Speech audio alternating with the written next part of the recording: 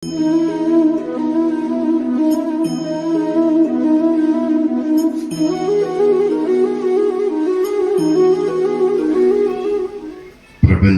പിതാവായ ശ്രീ പരമേശ്വരന്റെ ചൈതന്യം കൊണ്ട് പരിഭൂതവും കൃഷ്ണം വന്ദേ ജഗദ്ഗുരും, ഈ ജഗത്തിൻ്റെ മുഴുവൻ ഗുരുശ്രേഷ്ഠനായ ഭഗവാൻ ശ്രീകൃഷ്ണന്റെ ചൈതന്യം കൊണ്ടും പരിഭൂതമായ ഈ ഒരു ക്ഷേത്രാങ്കണത്തിൽ ക്ഷേത്ര ആചരണങ്ങളോട് അനുബന്ധമായി ഇന്നത്തെ ഈ ഒരു ദിവസം ഇവിടെ നിശ്ചയിക്കപ്പെട്ട പ്രഭാഷണം കേൾക്കുവാനായി വന്നു ചേർന്ന എൻ്റെ കുടുംബാംഗങ്ങളായ ബന്ധുജനങ്ങളായ എല്ലാവർക്കും വളരെ പ്രേമപൂർണമായ നമസ്കാരം.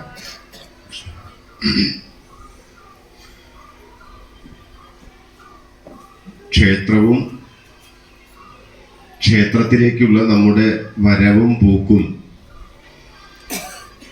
ക്ഷേത്രം കൊണ്ട് നാം മനസ്സിലാക്കേണ്ടതും നമ്മുടെ ജീവിതത്തിൽ നാം പാലിക്കേണ്ടതും ആയിട്ടുള്ള കുറച്ച് കാര്യങ്ങളാണ് പറയാൻ എൻ്റെ മനസ്സിലുള്ളത്. കുറച്ചൊരു ശ്രദ്ധയോടുകൂടി ഇരുന്നാൽ കാര്യങ്ങളൊക്കെ മനസ്സിലാവും. ഇല്ലെങ്കിലും എന്നുള്ള പോലെ തന്നെ ഇരിക്കണു, എഴുന്നേൽക്കണു, കഴിക്കാനുള്ള സമയമാകുമ്പോൾ കഴിക്കണു, സദ്യയെക്കുറിച്ച് വിശേഷം പറയണു, തിരിച്ചു പോകണു. ഇതന്നെ നടക്കുള്ളൂ. ഇനി അതല്ല, ക്ഷേത്രം എന്ന് പറയുന്നത് എപ്പോഴും ഒരു ജ്ഞാനസങ്കേതമാണ്. അറിവ് കൊടുക്കേണ്ട ഇടം എന്നാണ് ക്ഷേത്രം എന്നുള്ളത് കൊണ്ട് നമ്മൾ ഉദ്ദേശിക്കുന്നത്. അറിവ് പ്രദാനം ചെയ്യുന്ന ഇടമാണ് ക്ഷേത്രം. അറിവാണ്, അത് നേടാനാണ് ക്ഷേത്രത്തിൽ വരുന്നത്. അതിൻ്റെ ഉദ്ദേശശുദ്ധിയും അത് തന്നെയാണ്. പക്ഷെ അറിഞ്ഞോ അറിയാതെയും നമ്മൾ പലതും ധരിച്ചു വെച്ച് ക്ഷേത്രത്തിൽ വരുന്നു എന്നൊരു വലിയ പ്രശ്നമുണ്ട്. അതുകൊണ്ട് 100 വർഷം ക്ഷേത്രത്തിൽ വന്നാലും ഒരമ്മ തൻ്റെ കുഞ്ഞിനോട് പറഞ്ഞു, മോളെ നീ ക്ഷേത്രത്തിൽ എന്നും പോണം കേട്ടോ എന്ന് പറഞ്ഞു. കുഞ്ഞ് അമ്മയോട് ചോദിച്ചു, എന്തിനാ അമ്മ എന്നും ക്ഷേത്രത്തിൽ പോകുന്നേ എന്ന് ചോദിച്ചു. അമ്മ പറഞ്ഞു, നല്ല ഭക്തി ഉണ്ടാവും, ഈശ്വരന്റെ അനുഗ്രഹം ഉണ്ടാവും. ഉടനെ കുഞ്ഞ് ചോദിച്ചു, ഇതൊക്കെ ഉണ്ടായിട്ട് ഇപ്പം എന്താ കാര്യം? അപ്പൊ അമ്മ ഉടനെ ഉത്തരം പറഞ്ഞു, നല്ല ആരോഗ്യത്തോടെ സുഖത്തോടെ സമൃദ്ധമായി ജീവിതത്തിൽ എന്നും വിജയിക്കാം. നമുക്ക് ധാരാളം സദ്ഗുണങ്ങളൊക്കെ ഉണ്ടാകും. അങ്ങനെ മറ്റുള്ളവരിൽ നിന്ന് ഭിന്നനായി നമ്മൾ ഏറ്റവും നല്ല കുട്ടികളാവും. ഇത് കേട്ട് കുഞ്ഞ് ആലോചിച്ചു. കുഞ്ഞ് ചോദിച്ചു, അമ്മ എത്ര വർഷമായി അമ്മ ക്ഷേത്രത്തിൽ വരുന്നു എന്ന് ചോദിച്ചു.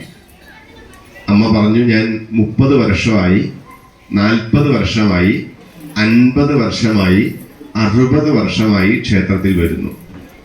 എന്നിട്ടും അമ്മയുടെ സ്വഭാവത്തിൽ ഒരു മാറ്റവും ഇല്ലല്ലോ. അമ്മ അന്ന് സംസാരിച്ച അതേ വാക്ക് ഇനി അമ്മ ഇന്നും പറയണത്. അന്നത്തെ പോലെ തന്നെ നല്ലതും നല്ലതല്ലാത്തതുമായ വാക്കുകൾ പ്രതിദിനം അമ്മ പറഞ്ഞുകൊണ്ടിരിക്കുന്നു. ചിലപ്പോൾ വാശി പിടിക്കുന്നു, വഴക്ക് കൂടുന്നു. ചിലപ്പോൾ അരുതുകൾ പ്രവർത്തിക്കുന്നു, അരുതുകൾ പറയുന്നു. പലപ്പോഴും അമ്മ മറ്റുള്ളവരുടെ കുറ്റം പറയുന്നത് ഞാൻ കേൾക്കാറുണ്ട്. ഇങ്ങനെയൊക്കെ ചെയ്ത് ഇതാണോ അമ്മ 40 കൊല്ലം 50 കൊല്ലം ക്ഷേത്രത്തിൽ പോയാൽ വരുന്ന മാറ്റം എന്ന് കുഞ്ഞ് ചോദിച്ചാൽ നമ്മൾ എന്തു പറയും? അല്ലെങ്കിൽ ഇന്നത്തെ പിള്ളേരൊക്കെ എങ്ങനെയാ, ഒരു കാര്യം പറയാൻ കൊള്ളില്ല എന്ന് പറഞ്ഞ് കൊഞ്ഞനം കുത്തല്ലാതെ ഇത്ര കൊല്ലം ക്ഷേത്രത്തിൽ വന്നതുകൊണ്ട് നമ്മുടെ ജീവിതത്തിൽ എന്തു മാറ്റം ഉണ്ടായേ? നല്ല രീതിയിലൊക്കെ സംസാരിക്കാൻ തുടങ്ങിയോ ഇപ്പം എല്ലാവരോടും? കുശുമ്പ്, കുരുട്ട്, ഏഷണി, പരദൂഷണം ഇങ്ങനെയുള്ള പരിപാടികളൊക്കെ നിർത്തിയോ? എല്ലാ ദിവസവും എന്തൊക്കെ മുടക്കിയാലും ഇല്ലെങ്കിലും ഞാൻ നിർബന്ധപൂർവം എന്നും ദേവകാര്യം ചെയ്യുന്നുണ്ടോ? 2 നേരം നിർബന്ധമായിട്ടും കുളിക്കണം എന്നൊരു നിയമമുണ്ട്, കുളിക്കുന്നുണ്ടോ? വീട് വൃത്തിയായി ശുചിത്വത്തോടുകൂടി വീട് കൊണ്ടു നടക്കണമെന്നുണ്ട്, ചെയ്യുന്നുണ്ടോ? വീടെന്ന് പറഞ്ഞാൽ ബാത്റൂമാണ് ഞാൻ ഉദ്ദേശിക്കുന്നത്, വേറൊരു സ്ഥലമല്ല. ഏറ്റവും വൃത്തിയായി സൂക്ഷിക്കേണ്ട ബാത്റൂം അത്ര വൃത്തിയായി സൂക്ഷിക്കുന്ന സ്വഭാവമുണ്ടോ? മുറ്റടിച്ചു വാരുണ്ടോ എന്നുള്ളതല്ല ചോദ്യം. ശുചിത്വ ഭാരതം എന്നുള്ളത് സൃഷ്ടിക്കപ്പെടുന്നത് ശൗചാലയങ്ങളിൽ നിന്നാണ്. അതുകൊണ്ട് നമ്മുടെ ശൗചാലയങ്ങൾ ഏറ്റവും വൃത്തിയായി നമ്മൾ സൂക്ഷിക്കുന്നുണ്ടോ?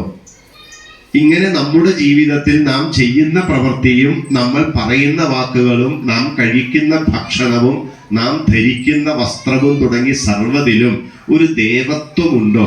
ഉണ്ടെങ്കിൽ ക്ഷേത്രത്തിൽ വന്നതുകൊണ്ട് ഗുണമുണ്ട്. ഇല്ലെങ്കിൽ നിങ്ങൾക്ക് ഒരു സംശയവും വേണ്ട, നിങ്ങളുടെ കുഞ്ഞുങ്ങൾ ക്ഷേത്രത്തിൽ വരില്ല. അത് തലമുറയുടെ പ്രശ്നമല്ല. അവർക്ക് മുന്നിൽ മാതൃകയായി കാണാവുന്ന വ്യക്തികളെ കാണുന്നില്ല. അവിടെ പോയത് കൊണ്ട് പ്രത്യേകിച്ച് ഒരു ഗുണവും അമ്മയുടെയോ അച്ഛന്റെയോ ജീവിതത്തിൽ ഈ കുഞ്ഞുങ്ങൾ കാണുന്നില്ല. പറഞ്ഞ് ശരിയാണോ തെറ്റാണോ? തെറ്റാണെങ്കിൽ പറഞ്ഞതൊക്കെ തിരിച്ചെടുത്തു, ശരിയാണെങ്കിൽ കയ്യിൽ കുറച്ച് വെച്ചേക്കൂ.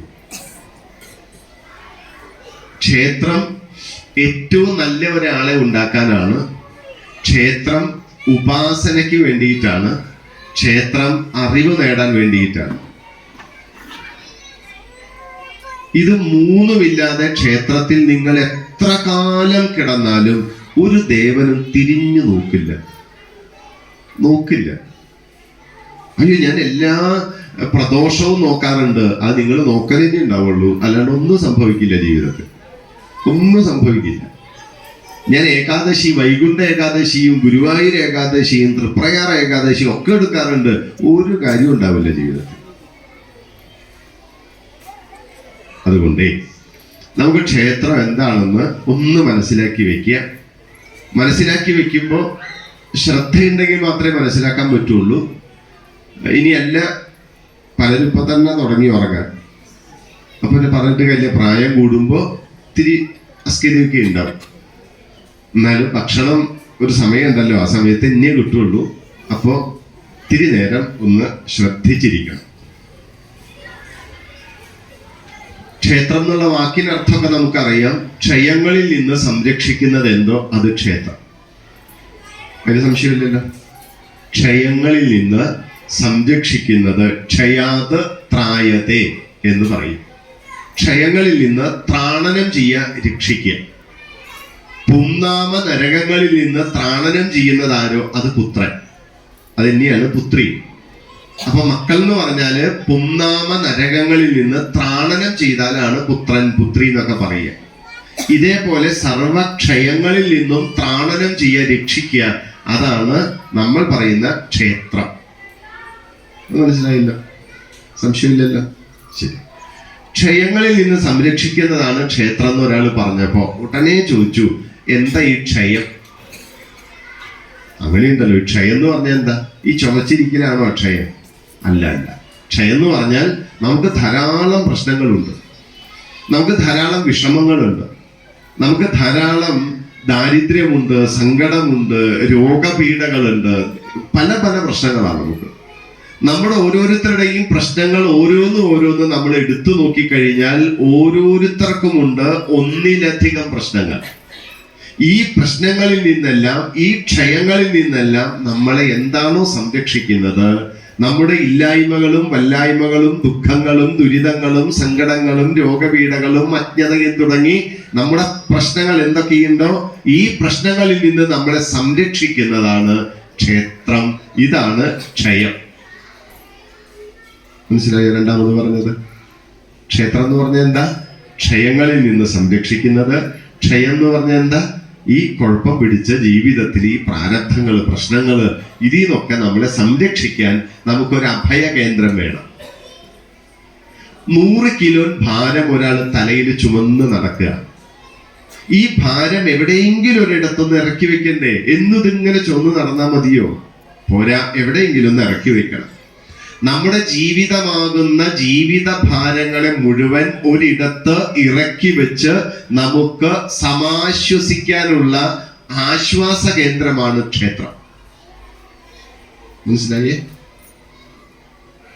നമ്മുടെ ഈ വിഷമങ്ങളൊക്കെ പറഞ്ഞ് എനിക്കൊന്ന് ആശ്വസിക്കണം, എൻ്റെ ഈ ഭാരങ്ങളൊക്കെ ഇറക്കി വെച്ച് എൻ്റെ സങ്കടങ്ങളൊക്കെ ഒന്ന് പറഞ്ഞ് ഒരു സങ്കടമോചകശാല എനിക്ക് വേണം, എൻ്റെ ഈ കഷ്ടപ്പാടുകളൊക്കെ ഒന്ന് മനസ്സിലാക്കി ജീവിതത്തിൽ എനിക്ക് സംരക്ഷണം കിട്ടാൻ എനിക്കൊരു ഇടം വേണം. ഇങ്ങനെ എൻ്റെ അഭയകേന്ദ്രമാണ്, സങ്കടമോചകശാലയാണ്, എൻ്റെ ഭാരങ്ങളെല്ലാം ഇറക്കി വെക്കുന്ന ഇടമാണ്. ഇങ്ങനെയുള്ളൊരു തണ്ണീർ പന്തലാണ് ക്ഷേത്രം. കുറേശ്ശൊക്കെ മനസ്സിലാവില്ലേ? കുറേശ്ശെ ക്ഷേത്രം എന്താന്ന് മനസ്സിലായില്ല? ശരി. അപ്പൊ ഒരാൾ പറഞ്ഞു, ശരി ശരി, ക്ഷയങ്ങളിൽ നിന്ന് സംരക്ഷിക്കണതല്ലേ ക്ഷേത്രം? അതെ. എന്റെ പ്രശ്നമല്ലല്ലോ നിങ്ങൾക്ക്, എനിക്കുള്ള വിഷമാണോ നിങ്ങൾക്ക്? അല്ല. ഓരോരുത്തരുടെയും വിഷമങ്ങൾ സ്വകാര്യമായി ചോദിച്ചാൽ വ്യത്യസ്തമാണ്. ഒരാളുടെ പ്രശ്നം എന്താണെന്നറിയോ? ആളെ ഇന്നലെ തൊട്ട് വളരെ വിഷമിപ്പിക്കണത് മുടിയൊക്കെ നരച്ചു തുടങ്ങി. ഇതൊരു ടെൻഷനാണെന്നറിയോ? 2 ദിവസത്തേക്ക് ഇപ്പൊ വലിയ വിഷമമാണ്. ഓരോരുത്തർക്കും വിഷമിക്കാനും സങ്കടപ്പെടാനും വ്യത്യസ്തങ്ങളായ കാരണങ്ങളാണ്. ഇങ്ങനെ എന്തൊക്കെ കാരണമുണ്ടോ, ഈ കാരണങ്ങൾ ഓരോരുത്തരുടെയും വ്യത്യസ്തമാണെങ്കിലും അതിൽ നിന്നെല്ലാം നമ്മളെ സംരക്ഷിക്കാനുള്ള കഴിവുണ്ട് ക്ഷേത്രത്തിന്. ശരി.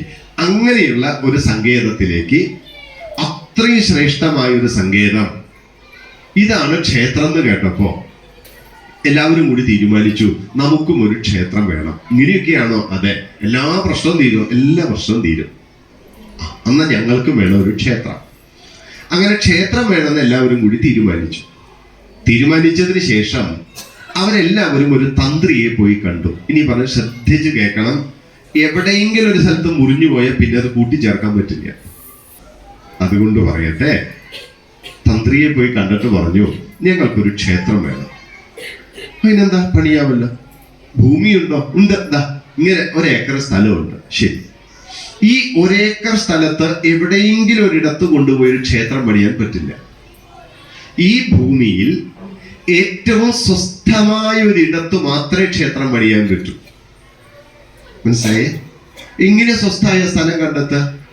അതിനുള്ള ഒരു വിദ്യയാണ്, ആ പറമ്പിലേക്ക് ഒരു പശുവിനെ അഴിച്ചുവിടും. പശു ആ പറമ്പ് മുഴുവൻ നടന്ന് അതിന് വേണ്ടതെല്ലാം, പുല്ലുകളെല്ലാം കഴിച്ച് ആ പുല്ലുകളൊക്കെ അയവിറക്കാൻ വേണ്ടി ഒരു വശത്ത് സ്വരൂപിച്ചു വെക്കും. ശരിയല്ലേ? അല്ലാണ്ട് പശു കഴിക്കണമെന്നൊക്കെ വയറ്റിലേക്ക് പോവോ?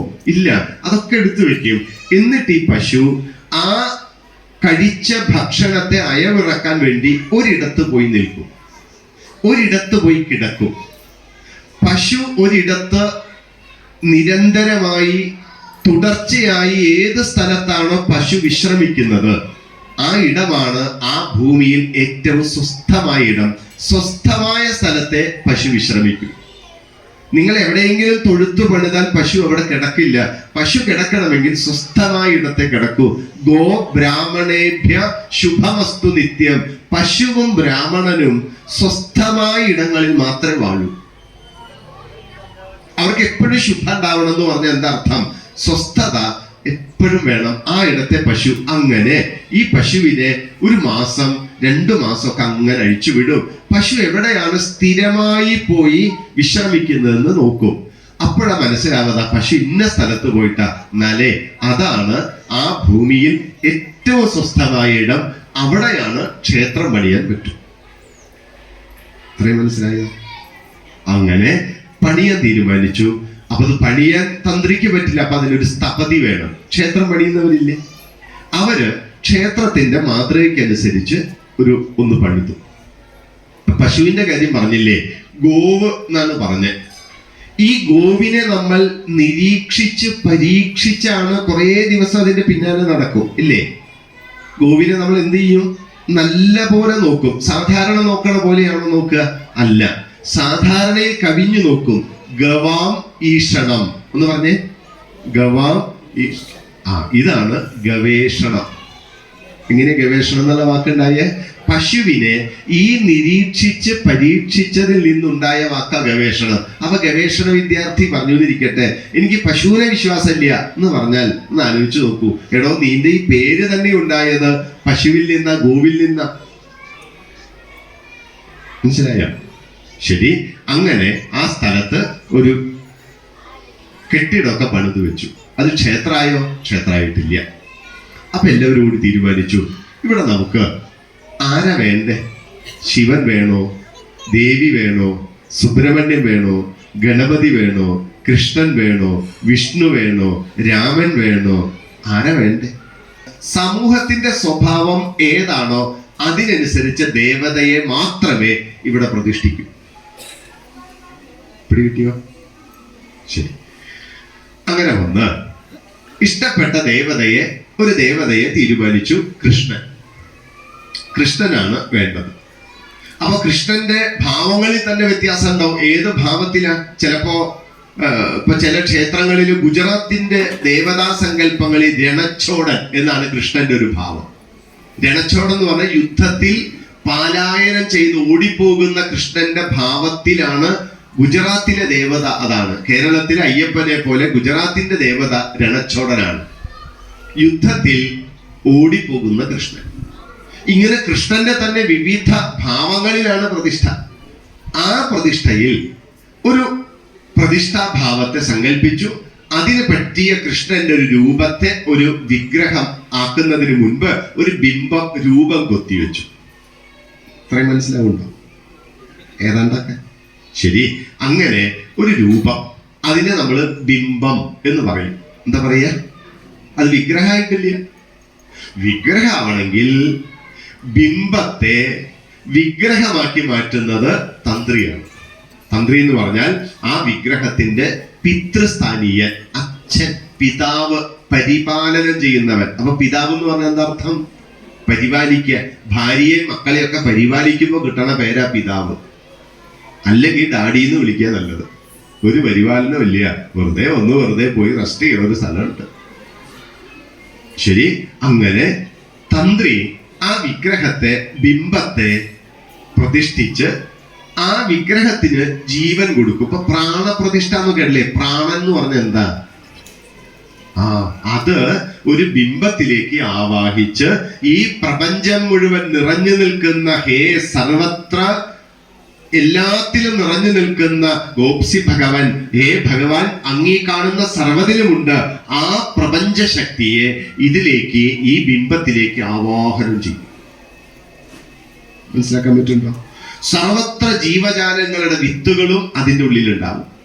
എല്ലാം ചേർത്ത് ഒരു ബിംബം വിഗ്രഹമായി. ഇപ്പൊ എന്തായി? അത് എന്തായി? എന്തായി? വിഗ്രഹമായി. വിഗ്രഹം എന്ന് പറഞ്ഞാൽ വിശേഷേണ ഗ്രാഹയതി എന്ന് പറഞ്ഞേ. വിശേഷേണ ഗ്രാഹയതി, വിശേഷമായി ഗ്രഹിക്കപ്പെട്ട തത്വമുള്ളതെന്തോ അതിന്റെ പേര് വിഗ്രഹം. അപ്പൊ നമ്മുടെ വീട്ടിൽ വിഗ്രഹമാണോ ബിംബമാണോ? ബിംബം. വിശേഷിച്ച് ഒരു തത്വമില്ല. അത് നമുക്ക് ഇഷ്ടപ്പെട്ട അങ്ങോട്ട് എടുത്ത് മാറ്റി വയ്ക്കും, ഇഷ്ടപ്പെട്ട ഇങ്ങോട്ട് മാറ്റി വയ്ക്കും, അങ്ങോട്ട് പോവും ഇങ്ങോട്ട് പോവും, ഒരു കുഴപ്പമില്ല. പക്ഷെ അത് വിഗ്രഹമായാൽ അത് സ്ഥിരമാണ്. അത് അചരമല്ല, ചരമാണ്. ചരപ്രതിഷ്ഠയും അചരപ്രതിഷ്ഠയുണ്ട്. അപ്പോൾ ഇവിടെ ഏതാ? സ്ഥിരഭാവമുള്ളതാണ്. അതുകൊണ്ട് തന്നെ വിശേഷപ്പെട്ട ഒരു തത്വമുണ്ട്. അപ്പൊ ഞാൻ ചോദിക്കട്ടെ, കൃഷ്ണൻ എന്താ? കൃഷ്ണന്റെ വിഗ്രഹത്തിലെ വിശേഷപ്പെട്ട തത്വം?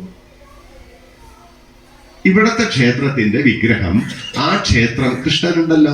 എന്ത് ഭാവത്തിലാ കൃഷ്ണൻ? ഉണ്ട്. നമ്മള് ഹിന്ദുക്കളല്ലേ? ഉറപ്പാ, അറിയാൻ വേണ്ടിയില്ല. പാർത്ഥസാരഥിയാണോ? ശരി, പാർത്ഥസാരഥിയാണല്ലേ. അപ്പൊ ഒരു വടി വെട്ടി വെച്ചിട്ടുണ്ട്, എടുത്തു വെച്ചോ. ഏത് ഭാവത്തിലാണോ ഭഗവാൻ, ആ ഭാവമാണ് ഭഗവാന്റെ തത്വം. ഭഗവാൻ എന്ത് തത്വത്തിലാണോ ഇരിക്കുന്നത്, ഈ തത്വവുമായി താതാത്മ്യപ്പെടാൻ വേണ്ടിയിട്ടാണ് ഞാൻ ക്ഷേത്രത്തിൽ പോകുന്നത്. എന്തിനാ ഞാൻ ക്ഷേത്രത്തിൽ പോകുന്നത്? ഭക്തനും ഭഗവാനും ഒന്നായി തീരണം. എന്തിനാ ക്ഷേത്രത്തിൽ പോകുന്നത്? എന്താണോ ഭഗവാൻ പ്രതിനിധാനം ചെയ്യുന്ന തത്വം, ഈ തത്വവുമായി സാക്ഷാത്കരിക്കാൻ, ഏകീഭവിക്കാൻ, ചേർന്നിരിക്കാൻ ഞാൻ ഇതിനാ ക്ഷേത്രത്തിൽ പോകുന്നേ. ചേർന്നിരുന്നോ? ഒന്നുമില്ല, വെറുതെ പോന്നു. 50 കൊല്ലായി. മനസ്സിൽ വലിയ സങ്കല്പങ്ങളുണ്ടോ? ഉദാത്തമായൊരു ഭാവനയോടെ, സങ്കല്പത്തോട് കൂടിയിട്ടാണോ ക്ഷേത്രത്തിൽ വരുന്നേ എന്ന് ഉറപ്പിച്ചോളൂ. ഇന്നുള്ള പ്രശ്നമൊക്കെ പോകും. ഞാൻ എഴുതി ഒപ്പിട്ട് തരാം. ഇന്ന് എന്തൊക്കെ പ്രശ്നമുണ്ടോ തീരും. പക്ഷെ ശരിയായി ഒരു ക്ഷേത്രത്തിന്റെ ഉപാസ്യ ദേവതയെ നമ്മൾ ഉപാസിക്കണം. ഞാൻ അതിനാ വരുന്നത് എന്ന ബോധം വേണം. ഏതാണ്ടൊക്കെ ക്ലിയർ അല്ലേ? വെറുതെ തല്ലാട്ടി പോകും. ശരി, അങ്ങനെയാണെങ്കിൽ ഭക്തനും ഭഗവാനും ഒന്നാകാൻ വേണ്ടിയിട്ടാണ് വരണത്. ശരി, അപ്പൊ അങ്ങനെ പ്രതിഷ്ഠയും കഴിഞ്ഞു, എല്ലാം ശരിയായി. ഓക്കെ, അപ്പൊ ഇനി ഞാൻ ഈ ഭക്തൻ ഭഗവാനുമായി താതാത്മ്യപ്പെടാൻ വേണ്ടി പോവുക. അതിനു മുൻപ് 3 കാര്യങ്ങളാണ് ഒരു ക്ഷേത്രത്തിൽ നമ്മൾ മനസ്സിലാക്കുക. ഒന്ന്, ഉപാസ്യ ദേവത. ഒന്ന് പറഞ്ഞേ. നമുക്ക് ഉപാസിക്കേണ്ട ദേവത അവിടെയുണ്ട്. ശിവനുണ്ട്, കൃഷ്ണനുണ്ട്, അതിന് സംശയമില്ലല്ലോ. ശരി. രണ്ടാമത്തത് ഉപാസകൻ. എന്ന് പറഞ്ഞേ. എന്ന് പറഞ്ഞാൽ നമ്മൾ ഉപാസ്യ ദേവതയുമായി ഉപാസകൻ ചേർന്നിരിക്കണം. അതെന്താണോ അതുമായി ചേർന്നിരിക്കണം. അതിനൊരു തത്വമുണ്ട്. ആ തത്വം മനസ്സിലാക്കി ഞാൻ ആ ഭഗവാനുമായി ചേരണം. ക്ലിയർ ആണ്? ശരി. അങ്ങനെ ഞാൻ വരുമ്പോ ഈ ഭഗവാനുമായി ഞാൻ ചേർന്നിരിക്കണം. ഞാൻ കുറച്ച് കാര്യങ്ങൾ ചെയ്യണ്ടേ? അതിന്റെ പേരാണ് ഉപാസന. എന്താ പറയാ? ഉപാസ്യ ദേവത, ഉപാസകൻ, ഉപാസന. ഒന്ന് പറഞ്ഞേ. ഉപാസന. ഈ 3 കാര്യങ്ങൾ ഒന്ന് വിസ്തരിച്ച് മനസ്സിലാക്കിയാൽ നമ്മുടെ വിഷയം കഴിഞ്ഞു. ശരി. ഉപാസ്യ ദേവത എന്താണോ അതിനനുസരിച്ച് ദേവതയെ നമ്മൾ കാണുന്നു. ഓക്കെ, അതിന് മാറ്റമില്ലല്ലോ. ശരി. ഓരോ ദേവതയ്ക്ക് ഒരു രൂപമുണ്ട്. നമ്മൾ എങ്ങനെയാ ഒരു ദേവതയെ മനസ്സിലാക്കുക? ഒരു ദേവതയെ നമ്മൾ മനസ്സിലാക്കുക, ആ ദേവതയുടെ രൂപം ശ്രദ്ധിക്കുക. രൂപത്തിൽ ചില ദേവതമാരുടെ കയ്യിൽ ഉപകരണങ്ങൾ ഉണ്ടാവും. കരണം എന്ന് പറഞ്ഞാൽ ക്രിയ ചെയ്യാൻ വേണ്ടി ഉപയോഗിക്കുന്ന അവയവങ്ങളൊക്കെ കരണമാണ്. കണ്ണുകൊണ്ട് കാണുന്നു, കണ്ണെന്താ? കരണം. കൈ കൊണ്ട് എടുക്കുന്നു, കൈ എന്താ? കരണം. ക്രിയത്തെ അനേന, ക്രിയ ചെയ്യുന്നതാണ് കരണം. ചെവി കൊണ്ട് കേൾക്കുന്നു, ചെവി എന്താ? കരണം. കാലുകൊണ്ട് നടക്കുന്നു, കാലെന്താ? കരണം. ഈ കരണത്തെ സഹായിക്കുന്നതൊക്കെ ഉപകരണമാണ്. മനസ്സിലായോ? ഉപകരണം. പേന കയ്യിനെ കൊണ്ട് വെറുതെ വിരലുകൊണ്ട് ഇങ്ങനെ എഴുതാൻ പറ്റില്ല. അപ്പൊ പേന വേണം, തെളിയുന്ന ഒന്നും വേണ്ടേ? അതുകൊണ്ട് പേന ഉപകരണം. പച്ചക്കറി അരിയാനുള്ള കത്തി കയ്യിൽ പിടിച്ചുപയോഗിക്കുമ്പോൾ അതെന്തായി? കരണത്തെ സഹായിക്കുന്ന എന്തായി? ഉപകരണം. അപ്പൊ കണ്ണിനെ സഹായിക്കുന്ന കണ്ണട എന്താ? ഉപകരണം. വെയിലും മഴയും ഒന്നും കൊള്ളാതെ നമ്മൾ നടക്കുന്ന കുട എന്താ? ഉപകരണം. നമ്മുടെ ഓരോ ദേവതയുടെ ശരീരത്തിലും കരണത്തിലൊക്കെ ഉപകരണങ്ങൾ കാണും. മനസ്സിലാവുണ്ടോ? ചിലപ്പോൾ ഗ്രന്ഥങ്ങളായിരിക്കാം, ചിലപ്പോൾ സ്ഫടികമാലയായിരിക്കാം, ചിലപ്പോൾ ആയുധങ്ങളായിരിക്കാം, ചിലപ്പോൾ ശസ്ത്രമായിരിക്കാം, ചിലപ്പോൾ അസ്ത്രമായിരിക്കാം, ചിലപ്പോൾ അഭയവരദാന മുദ്രകളായിരിക്കാം. മനസ്സിലാക്കാൻ പറ്റുന്നുണ്ടോ? ക്ലിയർ അല്ലേ? ശസ്ത്രം, അസ്ത്രം. എന്താ ഈ ശസ്ത്രം അസ്ത്രം തമ്മിലുള്ള വ്യത്യാസം? ശസ്ത്രം എന്ന് പറയുമ്പോൾ തലയാട്ടി, അസ്ത്രം എന്ന് പറയുമ്പോൾ തലയാട്ടിയില്ലേ? എന്താ അത്? ശസ്ത്രം എന്ന് പറഞ്ഞാൽ കയ്യിൽ പിടിച്ചുപയോഗിക്കുന്ന ആയുധം. ഗദ കയ്യിൽ പിടിച്ചുപയോഗിക്കുക. അപ്പൊ ഗദ എന്താ? ശസ്ത്രം. കൈ വിട്ടുപയോഗിക്കുന്നത് അസ്ത്രം. അസ്ത്രം എഴുതു എന്ന് പറഞ്ഞ എന്താ അർത്ഥം? കൈ വിട്ട് ഉപയോഗിച്ചു. ക്ലിയർ അല്ലേ? മഹാവിഷ്ണുവിന്റെ കയ്യിൽ അസ്ത്രമുണ്ട്, ശസ്ത്രമുണ്ട്, രണ്ടുമുണ്ട്. അപ്പൊ എന്താ? ഒന്ന് ചക്രമുണ്ട്, കൈ വിട്ടുപയോഗിക്കുന്ന സുദർശനമുണ്ട്, കയ്യിൽ പിടിച്ചുപയോഗിക്കുന്ന എന്തുണ്ട്? ഗദയുണ്ട്. ശസ്ത്രാസ്ത്രങ്ങളുടെ സമ്മേളനമാണ് ആര്? വിഷ്ണു എന്നുള്ളത്. ക്ലിയർ അല്ലേ? കൃഷ്ണനെ നോക്കൂ. കൃഷ്ണൻ പ്രതിനിധാനം ചെയ്യുന്ന ഒരു വ്യക്തിത്വമുണ്ട്. കൃഷ്ണന്റെ ശരീരത്തിൽ 4 രൂപങ്ങൾ കാണാം. വിഷ്ണുവിന്റെ ശരീരത്തിലുള്ള രൂപം തന്നെയാണ്, എന്നാലും കൃഷ്ണന്റെ ശരീരത്തിൽ ഓടക്കുടലുണ്ട്, മയിൽപ്പീലിയുണ്ട്. ശരിയല്ലേ? എന്നാൽ മറുഭാഗത്ത് ചമ്മട്ടിയുണ്ട്, സുദർശനമുണ്ട്. ശരിയല്ലേ? ചമ്മട്ടിക്കും സുദർശനത്തിനും സ്വഭാവം ഒന്നല്ലേ? എന്താ ഇവരുടെ ഉപയോഗം? സുദർശനം കാണുമ്പോൾ സന്തോഷമാണോ ഉണ്ടാവുക? ചമ്മട്ടി കാണുമ്പോൾ സന്തോഷമാണോ? അല്ല. ഇത് രണ്ടും കുറച്ചൊരു കരുത്ത്, വീര്യം, പോരാട്ടം, പരാക്രമം, മസിൽ പവർ, ക്ഷാത്രമാണ് എന്ത്? ചമ്മട്ടിയും സുദർശനവും. എന്നാൽ മറുഭാഗത്തുള്ള ഓടക്കുഴലും മൈപ്പിലിയുമോ? ശാന്തിയുടെ, സമാധാനത്തിന്റെ, ആർദ്രതയുടെ, സ്നേഹത്തിന്റെ, ഇങ്ങനെയുള്ള ഒരു ബ്രഹ്മ തേജസ്സിന്റെ ഭാവമാണ് മറുഭാഗത്ത്. അപ്പൊ കൃഷ്ണൻ എന്ന് പറഞ്ഞ ആരാ? ഒരു ഭാഗത്ത് ബ്രഹ്മം, ഒരു ഭാഗത്ത് ക്ഷാത്രം, ഒരു ഭാഗത്ത് അറിവ്, മറുഭാഗത്ത് ആരോഗ്യം, ഒരു ഭാഗത്ത് ഈ ലോകത്തിൽ എന്തൊക്കെ അക്കാദമിക് സർട്ടിഫിക്കറ്റ് ഉണ്ടോ അതെല്ലാം, മറുഭാഗത്ത് എന്തൊക്കെ ശക്തി വേണോ അതെല്ലാം. ശ്രീകൃഷ്ണൻ എന്നാൽ ബ്രഹ്മ ക്ഷാത്ര തേജസിന്റെ പ്രതീകമാണ്. ഇത് രണ്ടും ഒരുമിച്ച് നേടുക എന്നതാണ് കൃഷ്ണ സാക്ഷാത്കാരം. അപ്പൊ ഞാൻ ചോദിക്കട്ടെ, നമുക്ക് നല്ല ആരോഗ്യമുണ്ട്, ഉണ്ടോ?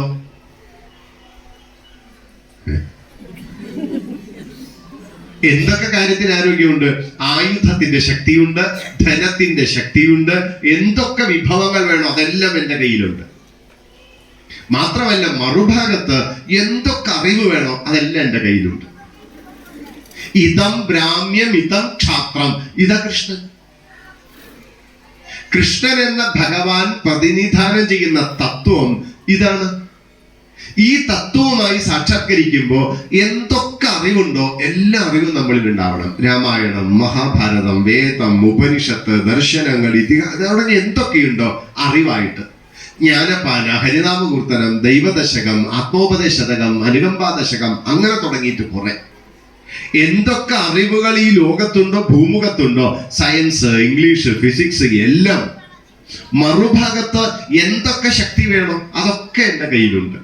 നല്ല ആരോഗ്യ ദൃഢഗാത്രമാണ് എൻ്റെ. ദൃഢകരമായ ആരോഗ്യം എനിക്കുണ്ട്. അതുകൊണ്ട് എല്ലാ ദിവസവും ഞാൻ വ്യായാമം ചെയ്യാറുണ്ട്. ഉണ്ടോ? കൃഷ്ണനെ സാക്ഷാത്കരിക്കുകയാണെങ്കിൽ എന്നും വ്യായാമം ചെയ്യണം. എന്താ പരിപാടി? എന്നും വ്യായാമം ചെയ്യാറുണ്ടോ? ഉണ്ട്. എന്തെങ്കിലും ഒരു 2 മിനിറ്റ്, 5 മിനിറ്റ്, 10 മിനിറ്റ്. ഒരു വാഹനം മേടിച്ചാൽ 5000 കിലോമീറ്റർ ഓടിയ സർവീസ് ചെയ്യില്ലേ? ഇല്ലേ? ഇത്ര കിലോമീറ്റർ കഴിഞ്ഞാൽ വീണ്ടും കൊടുക്കില്ലേ? ഈ ശരീരത്തിൽ വേണ്ടതും വേണ്ടാത്തതും ഒക്കെ തിന്ന് നിറച്ച് വീർത്തിരിക്കുന്ന നമ്മൾ ഈ ശരീരത്തെ എന്നെങ്കിലും വേണ്ട വിധത്തിൽ അതിനെ സർവീസ് ചെയ്യുന്നുണ്ടോ? മാറാവ്യാധികള്, മാറാ രോഗങ്ങള്, വയ്യ, ഒന്നിനും വയ്യ. എന്നിട്ട് പറയാ കൃഷ്ണഭക്തനാ, കൃഷ്ണ ഗുരുവായൂരപ്പ, ചമ്മട്ടി എടുത്ത് അടിക്കും നമ്മളെ. ഈ ശരീരത്തിന്റെ ഷേപ്പ് ശരിക്കും എങ്ങനെയാ? വി ടൈപ്പ് അല്ലേ? വി അല്ലേ? വി ആകൃതിയല്ലേ? ഇപ്പൊ നമ്മുടെ ശരീരത്തിന്റെ ഷേപ്പ് എങ്ങനെയാ? എ ആകൃതിയാണ്. വി ഒന്ന് തിരിച്ചിട്ടു. അന്തേ അനങ്ങില്ല ശരീരം. ഇതന്നെ പണി. ഈ ശരീരം നമുക്ക് എതിരെ ശരീരം ഒരു രഥമാണ്. എനിക്ക് എന്തൊക്കെ ലക്ഷ്യം നേടാനുണ്ടോ അതിന് ഈ ശരീരമാണ് എന്നെ സഹായിക്കുള്ളൂ. ശരിയല്ലേ? അപ്പൊ ലക്ഷ്യം നേടാൻ ഒരു വാഹനമുണ്ട്. എനിക്ക് ഇവിടുന്ന് എറണാകുളം പോകണം. എന്റെ ലക്ഷ്യം നേടാനുള്ള എന്താ? വാഹനമാണ്. വാഹനം ആരോഗ്യമുള്ളതല്ലെങ്കിൽ ലക്ഷ്യം നേടാൻ പറ്റുമോ? പറ്റില്ല. നിർബന്ധമായും 24 മിനിറ്റ് എല്ലാ ദിവസവും വ്യായാമം ചെയ്യണം. ഭക്ഷണം കഴിച്ചില്ലെങ്കിൽ കുഴപ്പമില്ല, വ്യായാമം മുടക്കരുത്. ചെവി കടച്ചിരുന്നു, അതാ നല്ലത്. നിർബന്ധമായും 24 മിനിറ്റ് വ്യായാമം ചെയ്യണം. അതെ, ഞാൻ നാളെ പോകും, അന്ന് ഇന്ന് ചെയ്തോളാം, ഒരു കുഴപ്പമില്ല. ഏത് പ്രായമാണെങ്കിലും വ്യായാമം ചെയ്യണം. പഠിക്കാൻ പോണ കുഞ്ഞുങ്ങളൊക്കെ 24 മിനിറ്റ് വ്യായാമം ചെയ്തില്ലെങ്കിൽ പച്ചവെള്ളം കൊടുക്കരുത്. കഠിനമായി വ്യായാമം ചെയ്ത് ആരോഗ്യമുള്ളൊരു ശരീരം വേണം എപ്പോഴും. ശരീരമാദ്യം ഖലു ധർമ്മസാധനം. നിങ്ങൾക്ക് ജീവിതത്തിൽ എന്ത് ലക്ഷ്യം നേടണമോ അതിന് ശരീരം മാത്രമേ നമ്മളെ സഹായിക്കൂ. നല്ല ആരോഗ്യമുള്ളൊരു ശരീരമില്ലെങ്കിൽ എന്തെങ്കിലും ഒന്ന് നമുക്ക് നേടാൻ പറ്റുമോ ജീവിതത്തിൽ? ഒരു പരീക്ഷ എഴുതണമെങ്കിൽ ഒന്ന് ശരീരം നല്ല ആരോഗ്യം വേണ്ടേ? എന്നും രോഗാദി പീഡകൾ കൊണ്ട് കഷ്ടം. എന്നും വ്യായാമം ചെയ്യണേ. നല്ല ആരോഗ്യമുള്ള സൗന്ദര്യം എന്ന് പറയണത് കുറെ ഫേഷ്യൽ ചെയ്തുണ്ടാവണതല്ല. ആഴ്ചയിൽ പ്ലക്ക് ചെയ്താലൊന്നും സൗന്ദര്യം ഉണ്ടാവില്ല. 999 പാക്ക് വെച്ച മുഖത്ത് പൊത്തി കഴിഞ്ഞാൽ വീട് വെളുക്കുന്നല്ലാണ്ട് നമ്മൾ വെളുക്കില്ല. വെറുതെ തോന്നുക നമുക്ക്. ശരീരം എത്ര ആരോഗ്യമുണ്ടോ അതാ സൗന്ദര്യം. അതുകൊണ്ട് നല്ല സൗന്ദര്യം ഉണ്ടാവട്ടെ, നല്ല പോലെ വ്യായാമം ചെയ്യണം. കൃഷ്ണനെ സാക്ഷാത്കരിക്കുകയാണോ ഈ ഭാഗം? മാത്രമല്ല, കോടി കോടി പണമുള്ളവനാ കൃഷ്ണൻ. ശ്രീകൃഷ്ണന്റെ കയ്യിലുള്ള അത്ര പൈസ, പണം ആരുടെ കയ്യിലുണ്ടായിരുന്നില്ല അന്നത്തെ കാലത്ത്. പാണ്ഡവന്മാർക്ക് ഒരു ഇന്ദ്രപ്രസ്ഥം ഉണ്ടാക്കാൻ പണം എല്ലാം കൊടുത്തത് ആരാ? കമ്പിളിപ്പുതപ്പടക്കം കൊടുത്തത് ആരാ? കൃഷ്ണനാ. കയ്യിൽ വല്ലതുണ്ടെങ്കിലല്ലേ മറ്റൊരാളെ സഹായിക്കാൻ പറ്റൂ. ശ്രീകൃഷ്ണന്റെ തലമുറയുടെ സ്ഥിതി എന്താ നമ്മുടെ സ്ഥിതി? ATM കാർഡൊക്കെ പോയി തോന്നുന്നുണ്ട്. അത് അനക്കിയിട്ട് എത്ര കാലായി? വല്ലതുണ്ടോ ബാങ്ക് ബാലൻസ്? ഒന്നുമില്ല. ഇപ്പോ ബാങ്കിൽ വല്ലതും വരുന്നുണ്ടോ? അപ്പൊ മാസം അതും ഇല്ല, ഒക്കെ പോയി. കോടി കോടി പണം സമ്പാദിക്കുമ്പോഴാണ് കൃഷ്ണന്റെ തലമുറയാവുള്ളൂ, കൃഷ്ണന്റെ ഭക്തരാവുള്ളൂ. കാരണം കൃഷ്ണൻ കയ്യിൽ കോടി കോടി പണമുള്ളവരാ. നമുക്കൊരു പ്രശ്നം പറ്റി എന്തറിയോ? പൈസയൊന്നും വേണ്ട എന്ന് പറഞ്ഞ് ആരോ പഠിപ്പിച്ചു നമ്മൾ. പണം എത്ര പണം ഉണ്ടാക്കാൻ പറ്റും അത്രയും പണം ഉണ്ടാക്കണം. മനസ്സിലായേ? മാത്രമല്ല, ശ്രീകൃഷ്ണന്റെ ദാമ്പത്യം പുരാണ കഥയെ പറയണത് കേട്ടോ. പുരാണത്തിന്റെ അടിസ്ഥാനത്തിൽ കേൾക്കാവൂ എന്ന് നിയമം കൊണ്ട് നടക്കരുത്. പുരാണത്തിന്റെ കഥയനുസരിച്ച് ശ്രീകൃഷ്ണന് 8 ഭാര്യമാരും 80 മക്കളും ഉണ്ട്. എത്രയുണ്ട്? ഇവിടെ കൃഷ്ണൻ ആരാന്ന് വെച്ചിട്ടാ?